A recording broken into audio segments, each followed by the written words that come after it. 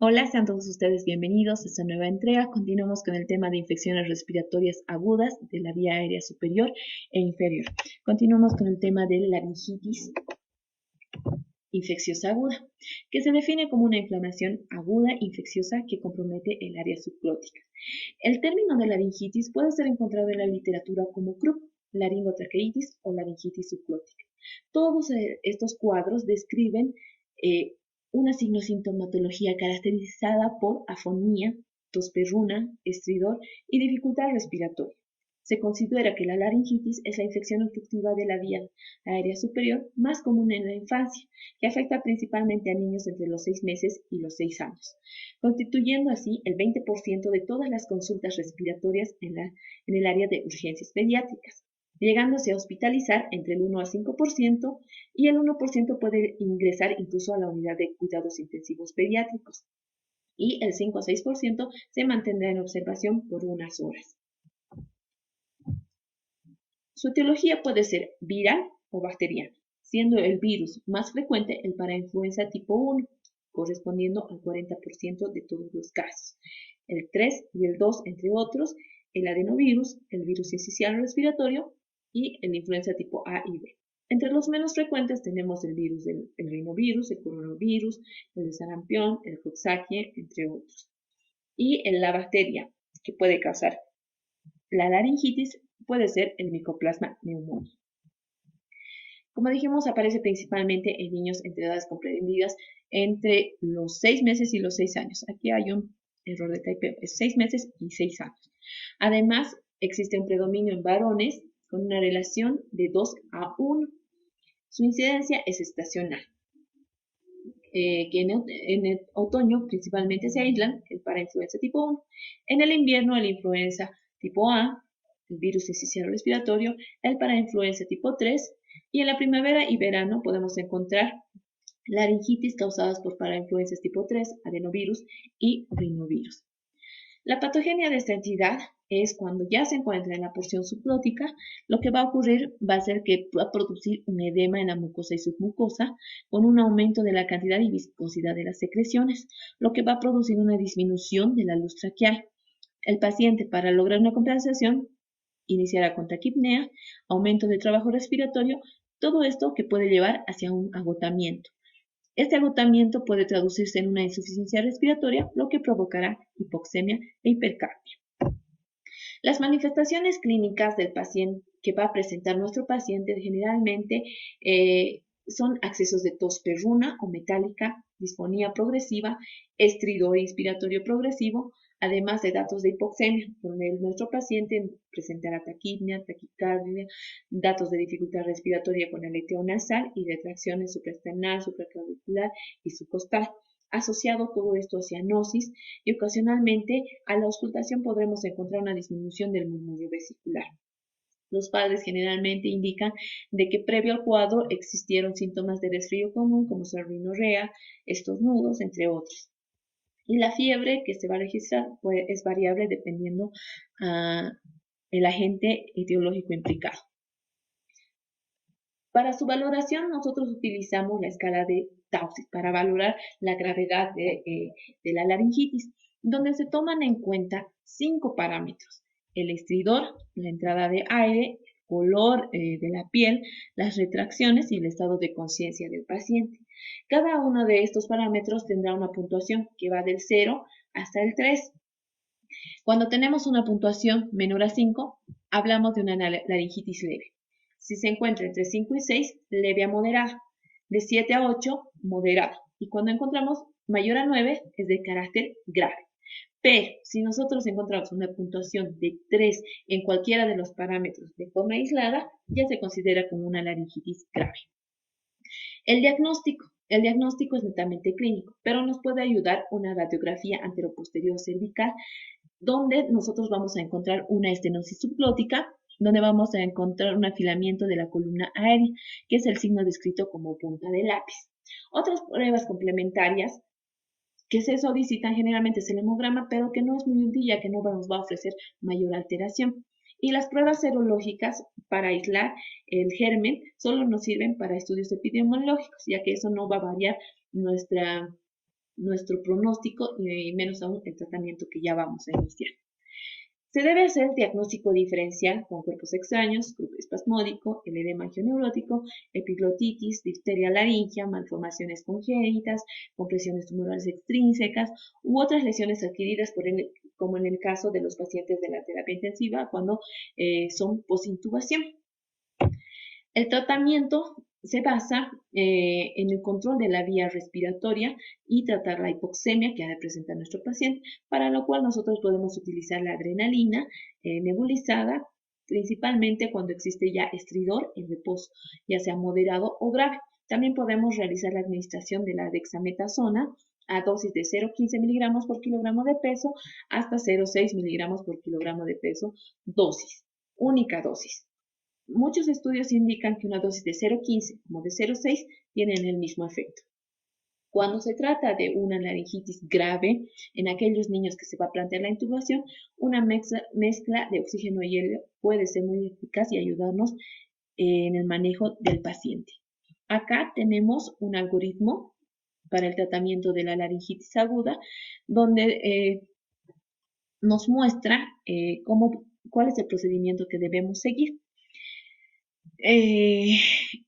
Por ejemplo, en los casos de laringitis leve, donde tenemos a un paciente con estridor, tos perruna, pero no hay tiraje o no hay datos de dificultad respiratoria y el aspecto no es tóxico, nosotros podemos iniciar con una nebulización y a la administración de dexametasona por vía oral a 0,15 miligramos kilogramo de peso en una sola dosis. Y puede ser dados de alta al paciente. En el caso de una laringitis moderada, donde encontramos estridor moderado, en reposo, con tiraje intercostal, moderado y además taquipneico, se iniciará ya sea la nebulización con adrenalina o budesonida y la administración de dexametasona, ya sea por vía oral o por vía intramuscular, a 0,3 a 0,6 miligramos por kilogramo de peso. Si existe esa mejoría, se lo debe mantener en observación entre el lapso de 3 a 4 horas para ver si no existe un nuevo episodio y si no existe, darlo de alta. Pero si no existiese mejoría dentro de este lapso de tiempo, iniciar con la nebulización con adrenalina, nuevamente mantenerlo en observación. Si existe mejoría, va para el alta. De no existir mejoría, se plantea la posibilidad de ingreso hospitalario. Si se trata de un paciente con una laringitis grave, con una puntuación mayor a 9 en la escala de Taussig, donde tenemos un chico con aspecto tóxico, taquipneico y tiraje grave, además de estridor marcado, cianosis y alteraciones del estado de conciencia, se inicia inmediatamente la nebulización con adrenalina a 3 miligramos en 90 minutos. Posteriormente se realiza la nebulización con budesonida y la administración de dexametasona intravenoso o intramuscular a dosis de 0,6 miligramos por kilogramo de peso y se inicia el tratamiento de prednisona a 1 miligramo kilogramo de peso cada 12 horas por vía oral. De existir mejoría, se realizará una nueva nebulización con adrenalina. Se mantendrá en observación de 3 a 4 horas. De existir mejoría, puede ser dado de alta, pero de no existir mejoría, el paciente puede ser candidato incluso de ingreso a la unidad de cuidados intensivos pediátricos. La epiglotitis aguda. ¿Qué es la epiglotitis aguda? Es la inflamación localizada del cartílago epiglótico y la zona circundante, cuya principal característica es de evolución rápida y aguda, siendo una forma muy grave. Su etiología, el agente principal es el Haemophilus influenza tipo B, seguido por el Haemophilus parainfluenza, el neumococo, el estreptococo beta hemolítico del grupo A, B, C y F del grupo de Lancefield o el estafilococo aureus. Se da en las edades de 3 meses hasta los 8 años, que puede darse en todas las estaciones del año, pero principalmente en el invierno y en la primavera. Las manifestaciones clínicas que ha de presentar nuestro paciente será una historia clínica previa de proceso catarral, de rápida evolución, con registros de temperatura entre 40 y 41 grados centígrados, disnea laringea, obstrucción respiratoria de evolución rápida con con posterior dificultad respiratoria, además de cialorrea constante, bradipnia expiratoria, tiraje, conaje, sensación de asfixia. Al examen físico nosotros encontramos un niño que se queja de dolor en la garganta, dificultad al tragar, lo que va a producir mayor cialorrea, que coloque la cabeza en hiperextensión con la boca abierta, con el objeto de vencer la sensación de asfixia, esa sensación de muerte inminente por esta causa. El diagnóstico también es clínico y con una exploración clínica adecuada, pues, tan solo observar al paciente. Y acá debemos evitar las manipulaciones faringias y laringias por el riesgo de una apnea irreversible, a menos que tengamos personal entrenado en el momento de la valoración de nuestro paciente. El hemograma, que también se nos será útil, vamos a evidenciar una leucocitosis a predominio polimorfo nuclear intenso. Y el hemocultivo nos será útil para determinar el agente etiológico, que en la mayoría de los casos se aísla en la hemófilos influenza tipo B, mismo que ha ido disminuyendo por las campañas de vacunación constantes que se hacen en nuestro país. La determinación de antígenos bacterianos en sangre o orina se los realizarán siempre y cuando que nosotros contemos con un equipo o un laboratorio que realice este tipo de exámenes. Otro examen complementario que nos puede ser útil es el estudio radiológico lateral del área cervical, donde podemos evidenciar la epiglotis que aparece inflamada y que además está redondeada, que parece un dedo pulgar, mientras que la columna de aire laringotraqueal está normal. La evolución y pronóstico del paciente de forma espontánea es muy mala, que conduce hacia la muerte del paciente o bien hacia secuelas graves por hipoxia cerebral. La intubación precoz disminuye la mortalidad, mejorando el pronóstico en los casos más graves. El tratamiento, al ser una emergencia médica, exige un tratamiento inmediato. Lo primero que nosotros tenemos que hacer es establecer una vía respiratoria artificial en los casos graves u oxígeno adicional a través de una mascarilla en los casos leves a moderados. Además, ante la sospecha de esta entidad, debemos iniciar ya el tratamiento antibiótico ya sea a base de una cefalosporina de tercera generación o como ser la ceftriaxona, 75 miligramos kilogramo peso día, la cefotaxima a 150 miligramos kilogramo día, asociada a oxacilina 150 miligramos kilogramo peso día.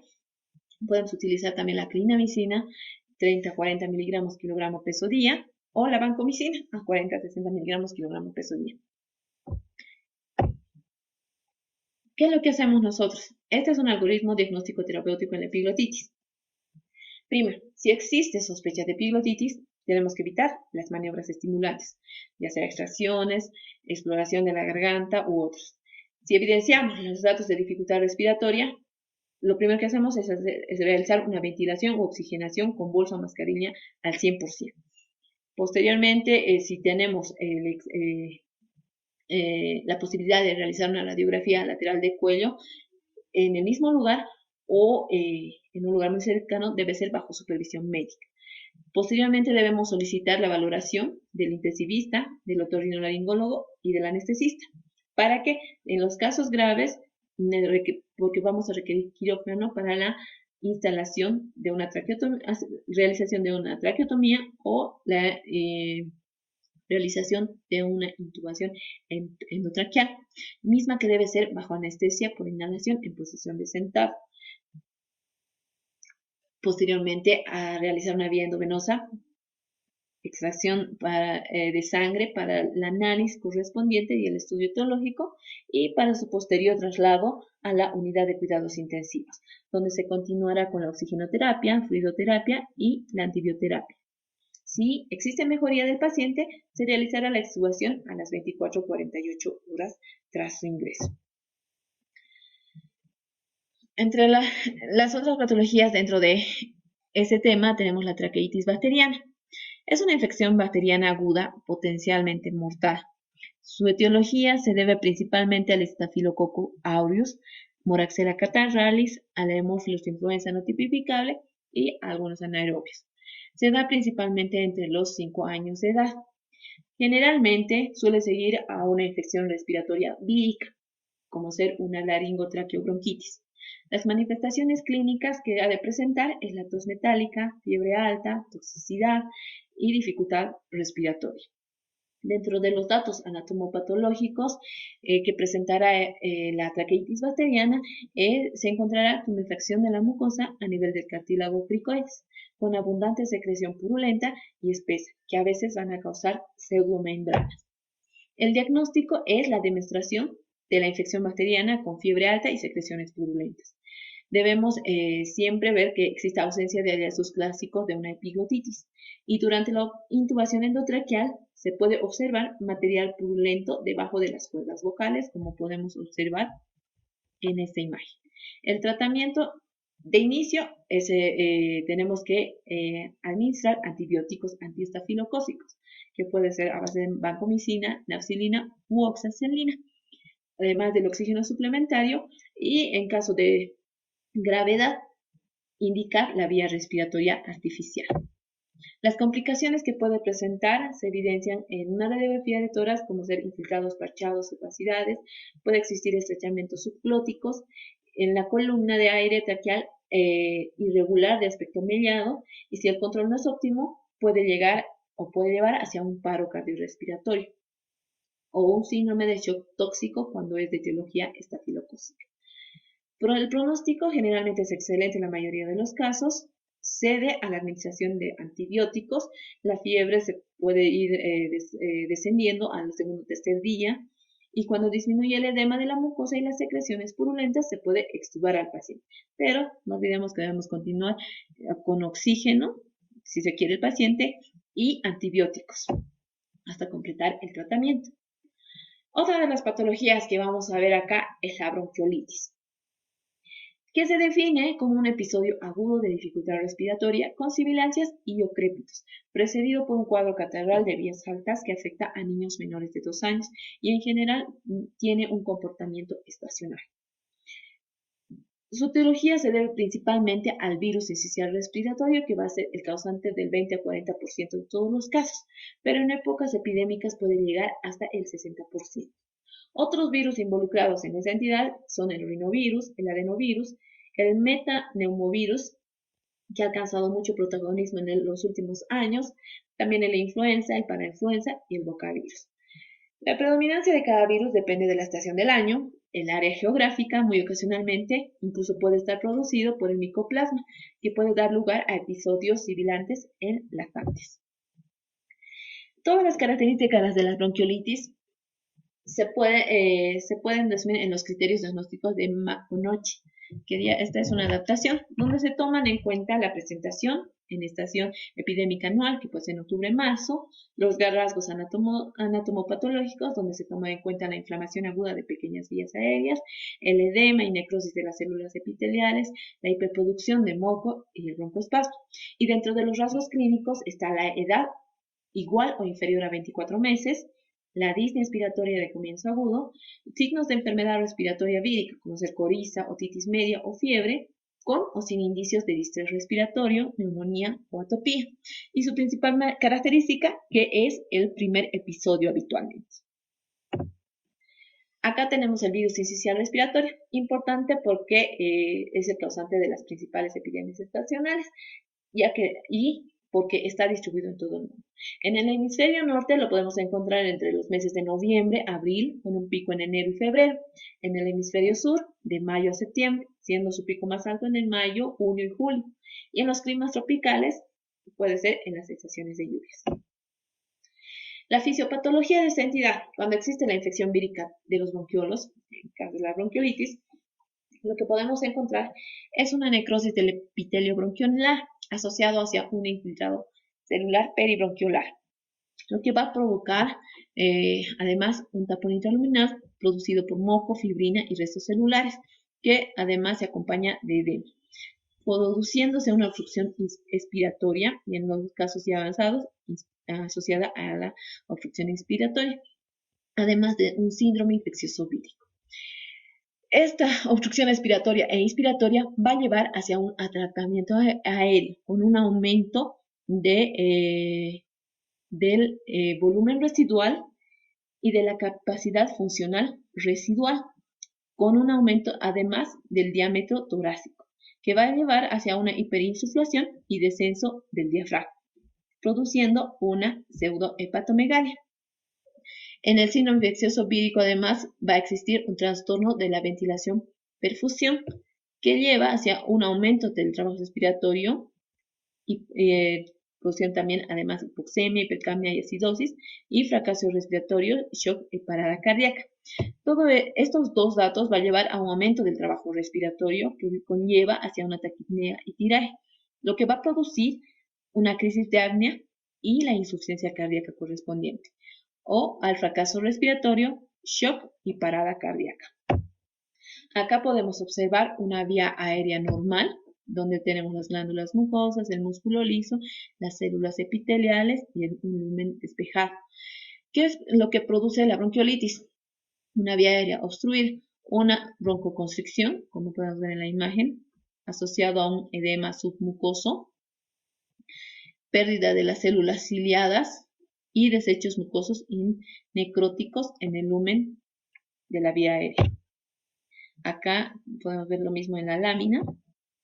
Y las manifestaciones clínicas que nuestro paciente ha de presentar va a ser comienzo de síntomas de vías respiratorias altas, como congestión nasal, rinorrea, tos suave, febrícula, y que va a ir progresando al tercer, sexto día con taquipnea, retracciones del pecho y dificultad para respirar, que es lo principal que refieren las mamás en el momento que traen al niño a nuestra consulta.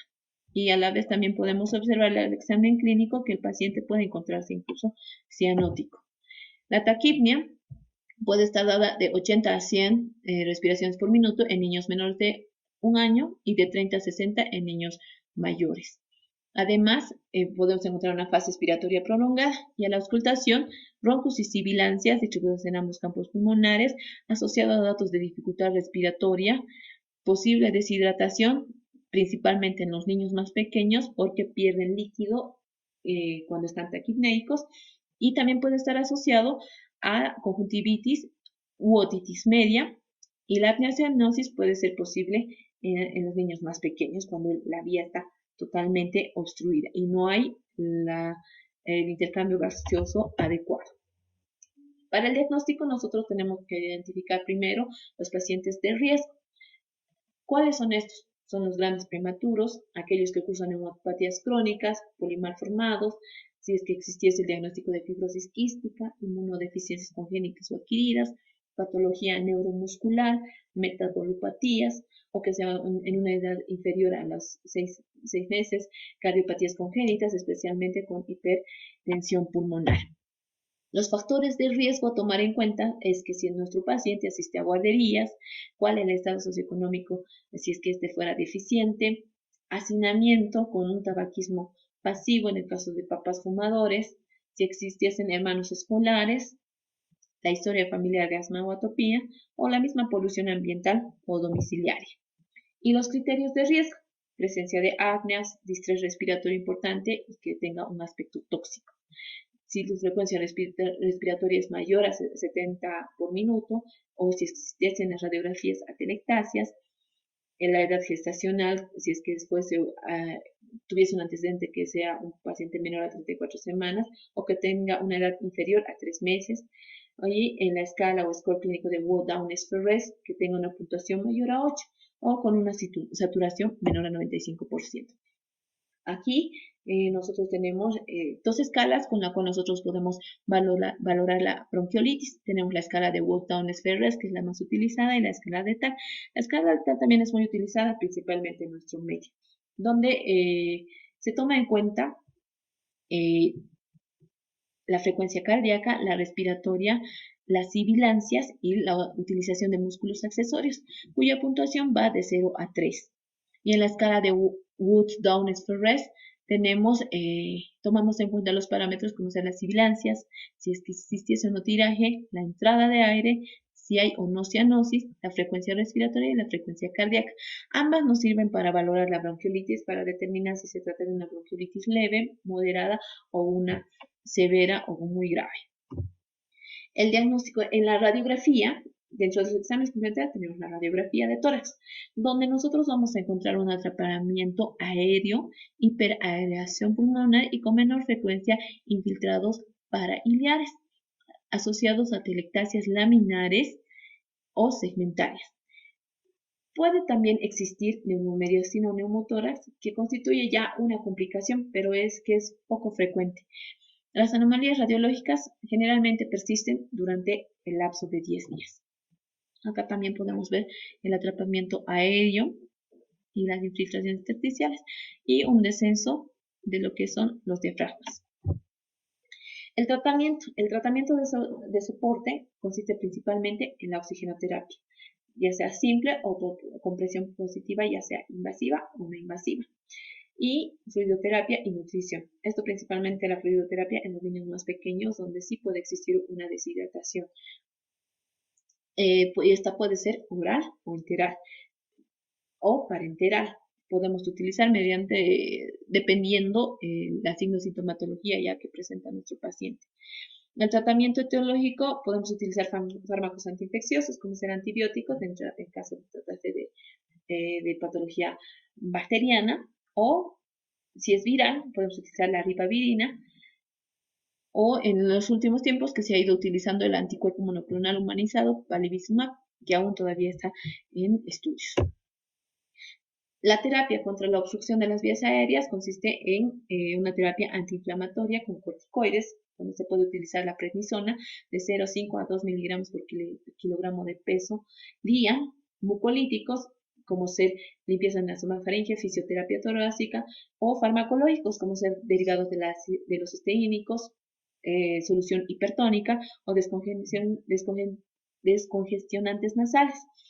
El uso de broncodilatadores beta-2 agonistas pueden ser muy útiles. Dentro de estos tenemos el salbutamol, o también podemos hacer uso de adrenalina oxantinas. Y el Heliox, que es una mezcla de oxígeno o helio, también que aún está en boga su utilización.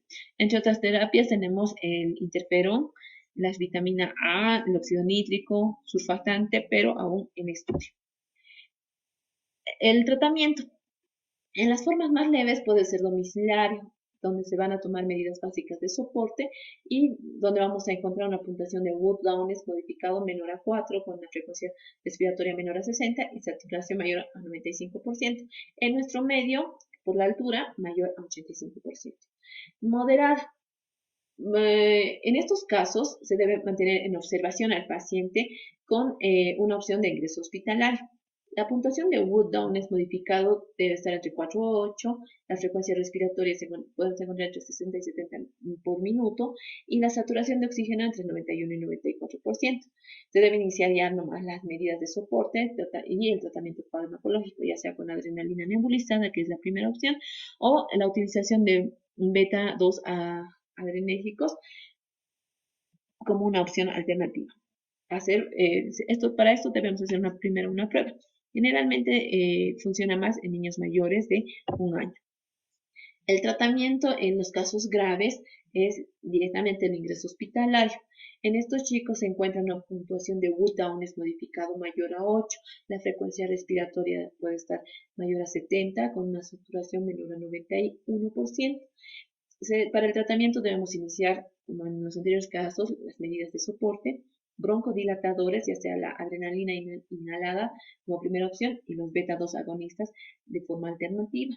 Y otros criterios como ser pausas de apnea, afectación del estado general, dificultad para las tomas o que se trate de una indicación social, como por ejemplo que la mamá no cumpla con el tratamiento que se le puede indicar en domicilio. ¿Cuáles son los criterios de ingreso a la unidad de cuidados intensivos? Cuando tenemos una puntuación de Wood-Downes modificado mayor a 7, con una frecuencia respiratoria mayor a 70 y una saturación menor a 91, con FiO2 mayor a 0,4, o cianosis con FiO2 mayor a 4, con pH menor a 7,1 y una PCO2 mayor a 60 milímetros de mercurio.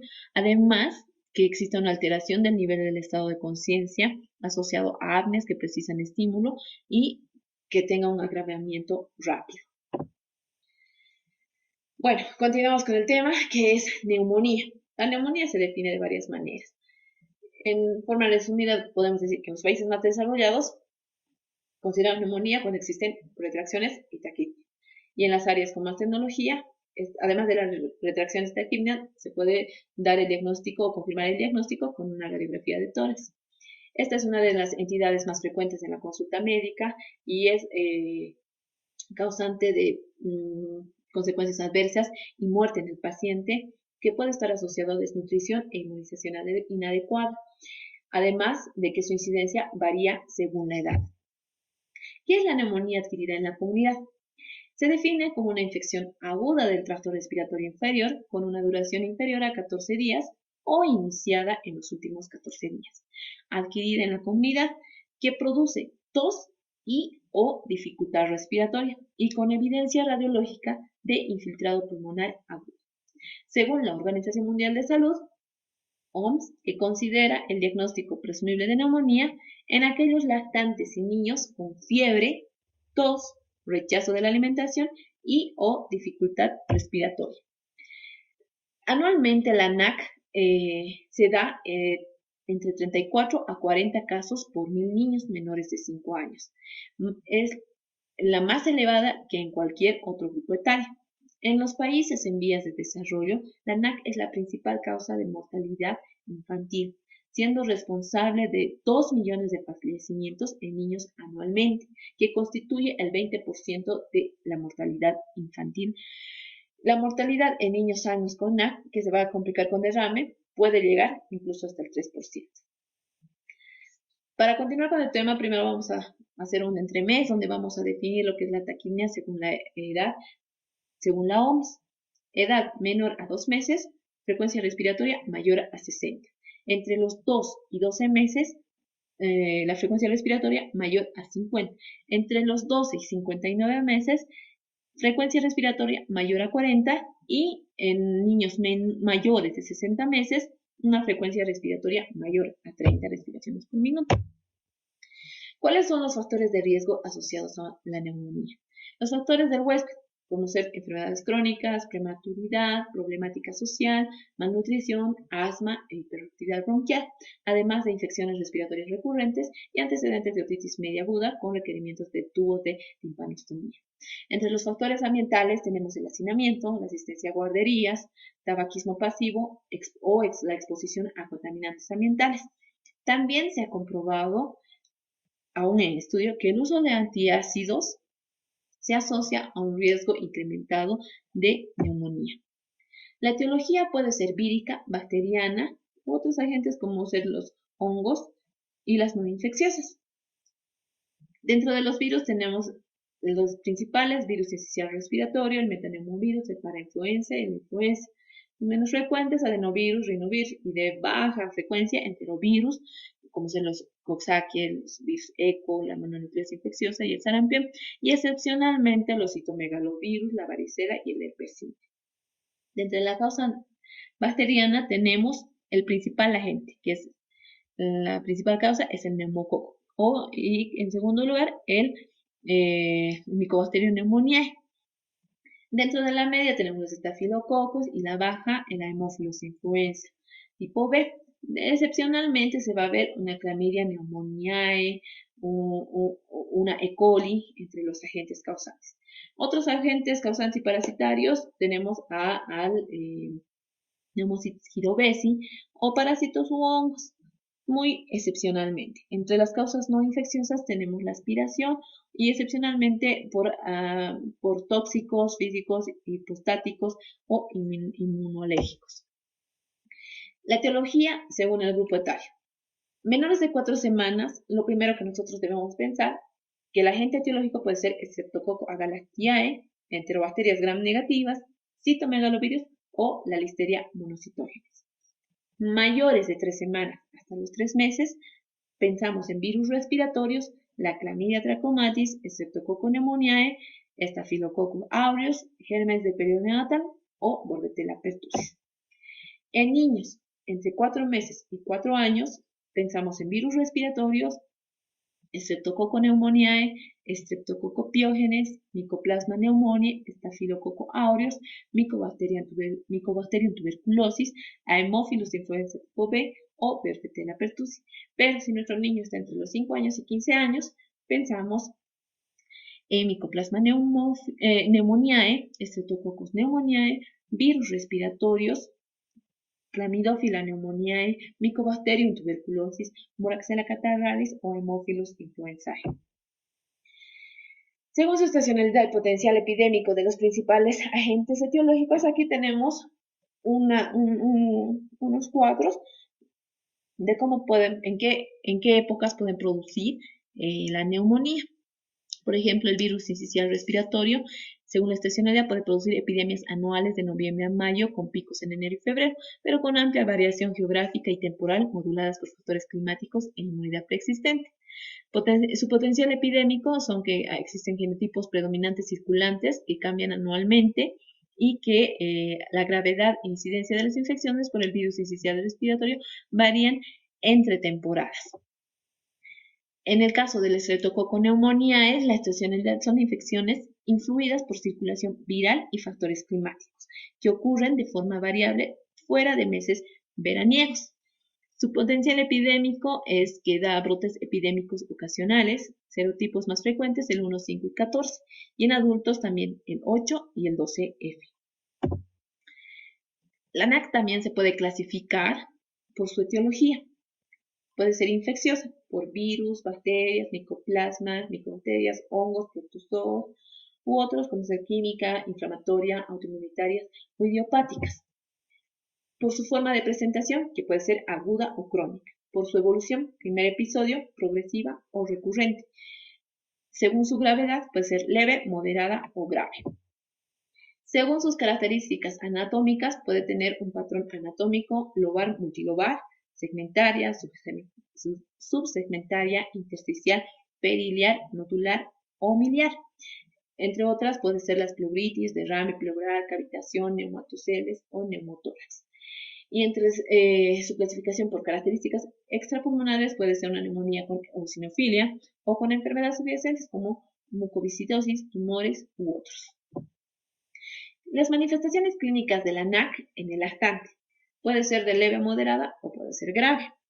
Cuando encontramos un lactante con neumonía leve a moderada, tenemos una temperatura menor a 38,5 grados centígrados, una frecuencia respiratoria que es menor a 50 respiraciones por minuto y retracciones leves de ingesta y que la madre nos diga que el bebé está alimentándose de forma normal. En los casos graves tenemos una temperatura mayor a 38,5 grados centígrados con una frecuencia respiratoria mayor a 70 por minuto. Además encontramos su principal característica, tenemos tiraje o retracciones moderadas a severas, con aleteo nasal, cianosis, apnea intermitente, además de quejido, hiporexia, taquicárdico y tiempo de recapilarización mayor a 2 segundos. En el niño mayor, lo que en la leve o moderada vamos a encontrar una temperatura menor a 38,5 grados centígrados, con una frecuencia respiratoria menor a 50 respiraciones por minuto, disnea moderada, sin vómitos. Generalmente a veces con los excesos de tos puede producir vómitos, pero en la leve o moderada no lo hay. En la forma grave, la temperatura puede ser mayor a 38,5 grados centígrados, con una frecuencia respiratoria mayor a 50 respiraciones por minuto, además de dificultad respiratoria severa, aleteo nasal, cianosis, quejido y signos de deshidratación, más si nuestro paciente es de menor edad. Taquicardia y el tiempo de recapilarización será igual o mayor a 2 segundos. ¿Cuál es la correlación etiológico-clínico-radiológico-laboratorial?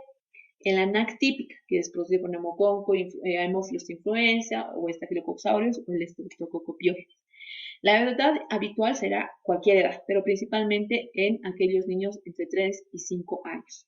Su inicio es brusco, produce alzas térmicas mayor a 39 grados centígrados, el estado general se halla afectado, no existen antecedentes familiares, la tos es productiva, y los síntomas asociados son raros, puede existir incluso herpes labial, y a la auscultación lo que vamos a encontrar es hipoventilación y estertores crepitantes localizados. En la radiografía de tórax podemos encontrar datos de condensación y en el hemograma leucocitosis con neutrofilia. El PCR puede ser mayor entre 80 y 100 y la procalcitonina mayor a 2 nanogramos por ml. Acá tenemos otros ejemplos donde encontramos áreas de concentración en el área apical, en una radiografía lateral lo mismo, que se puede observar. En el caso de una NAC atípica, lo que nosotros vamos a encontrar, pero aquí es en el caso de una NAC atípica que puede ser viral, como el virus, no es atípica, es viral. Aquí hay un pequeño error. Encontramos el virus incisional respiratorio o el adenovirus, entre otros, produciendo este tipo de entidades, donde la edad es generalmente entre los 3-4 años, el inicio es insidioso, puede existir fiebre menor a 39 grados centígrados, el estado general generalmente es conservado. Si existen antecedentes familiares de que existen hermanos que hayan estado con cuadros similares, la tos puede o no ser productiva y los síntomas asociados son la conjuntivitis, mialgias y en la auscultación puede existir crépitos y sibilancias bilaterales. En la radiografía de tórax lo que generalmente se encuentra es un infiltrado intersticial con hiperinsuflación y atelectasia. El hemograma es variable y la PCR nunca sobrepasa los 80 miligramos litro y la procalcitonina no es mayor a 2 nanogramos por mililitro. En el caso de la NAC atípica micoplasma, que puede ser la micoplasma o la clamidia, la edad generalmente está entre 4 o 5 años o mayores a esto. El inicio generalmente es brusco, la temperatura no sobrepasa los 39 grados centígrados. El estado general generalmente se lo ve conservado. Si hay antecedentes familiares puede ser muy distante. Si hay una tos irritativa y los síntomas asociados generalmente son cefalea y mialgias. A la auscultación pulmonar sí se pueden encontrar crépitos, pero también se pueden encontrar sibilancias uni o bilaterales. Y en la radiografía de tórax, si bien se puede encontrar un infiltrado intersticial, aquí es menos frecuente la condensación y el hemograma en la mayoría de los casos suele ser normal. La PCR tampoco sobrepasa los 80 miligramos litro y la procalcitonina tampoco es mayor a 2 nanogramos por mililitro. Acá podemos ver imagen de condensación alveolar segmentaria en el lóbulo superior, en una típica, que también es muy raro, y acá el patrón intersticial bilateral, que como hemos visto, no es la forma de presentación habitual de una neumonía, por eso se la llama atípica. El diagnóstico laboratorial que podemos hacer es primero un recuento de leucocitos, donde en la mayoría de los casos vamos a encontrar una leucocitosis mayor a 15.000 por milímetro cúbico con desviación a la izquierda, que nos va a sugerir siempre una etiología bacteriana. El BES, o la velocidad de sedimentación globular, está por encima de 100 y tienen una utilidad como marcador en caso de la infección bacteriana. La PCR, una cifra superior a 60 o 80 miligramos por litro, podría orientar hacia una etiología bacteriana. Y la procalcitonina, que generalmente en los individuos sanos es menor a 0,1 nanogramos ml. En caso de tratarse de una neumonía bacteriana, esta se va a encontrar elevada, que siempre va a ser superior a 2 nanogramos por mililitro.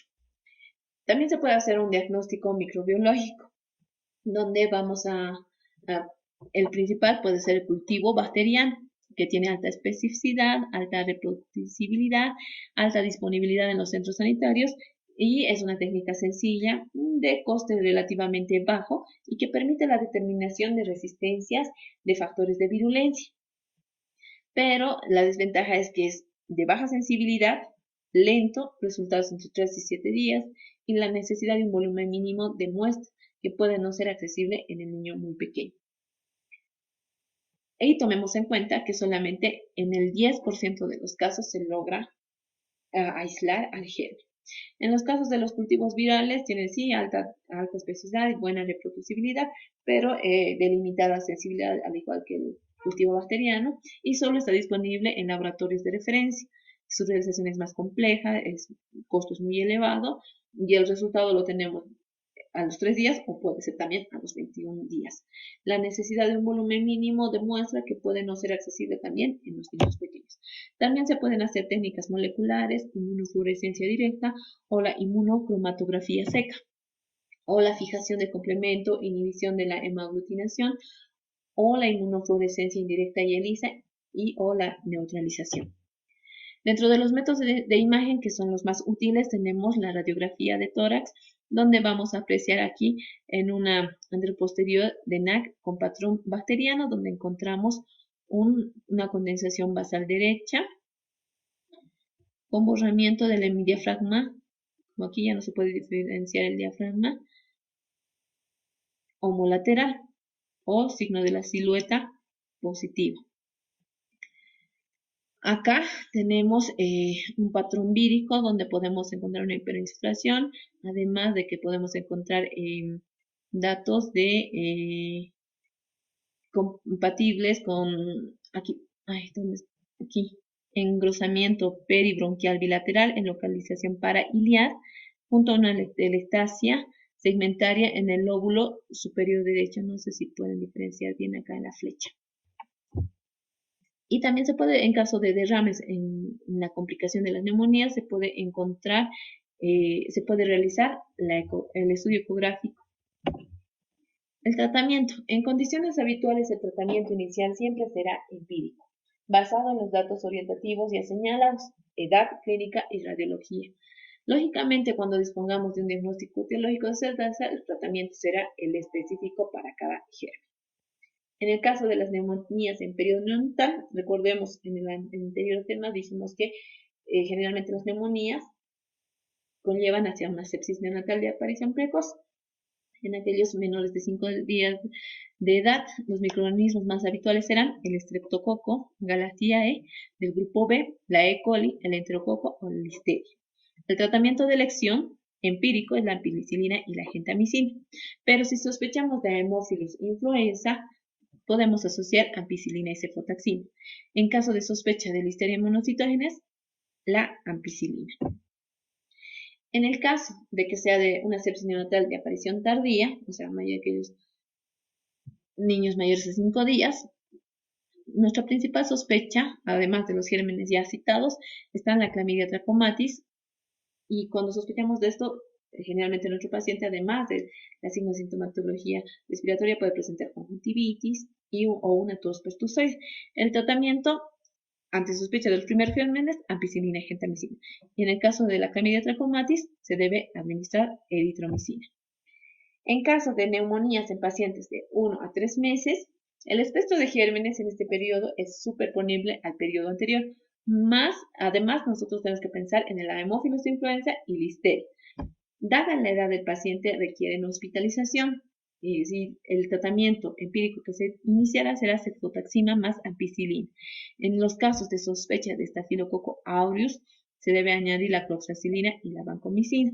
Y en caso de Clamidia trachomatis, como dijimos anteriormente, eritromicina. Y en el periodo de 3 años a 5 años, el 2 de 3% de los casos es originada por virus, como dijimos anteriormente. En caso de etiología bacteriana, lo más presumible es pensar en el Streptococcus pneumoniae o en el Haemophilus influenzae. En el caso de neumonías no complicadas, podemos tratar a nuestro paciente con amoxicilina clavulánico o cefuroxima o acetil. En caso de intolerancias digestivas a la amoxicilina, se puede utilizar la cefuroxima. En los casos de neumonías con afectación clínica moderada grave, se puede usar los mismos fármacos, pero por vía endovenosa. Pero si son resistentes, se puede utilizar por vía endovenosa la cefuroxima o la ceftriaxona. Cuando nosotros tenemos un caso donde existe una sospecha clara de un Streptococcus pneumoniae, que es el principal agente, el antibiótico de primera línea es la penicilina. Solo en casos en que no responda a la penicilina vamos a considerar el uso de alguna cefalosporina de tercera generación, que es la cefotaxima, ceftriaxona, cefuroxima o, en casos más graves, la vancomicina, cuando además sospechamos el Staphylococcus aureus. El de elección será la cloxacilina y de forma alternativa la vancomicina. En esto queda claro que recordemos que el principal agente es el Streptococcus pneumoniae, y si vamos a internar a nuestro paciente, nuestro principal antibiótico a utilizar es la penicilina G sódica. En niños mayores ya de 5 años, en estas edades es conocida la incidencia de las neumonías atípicas producidas por el Mycoplasma pneumoniae y la Chlamydia pneumoniae. Para estos casos de neumonía, el tratamiento de elección será la, la- son los macrólidos, donde se puede utilizar eritromicina, claritromicina o la citromicina. De forma alternativa podemos utilizar amoxicilina más clavulánico o cefuroxima.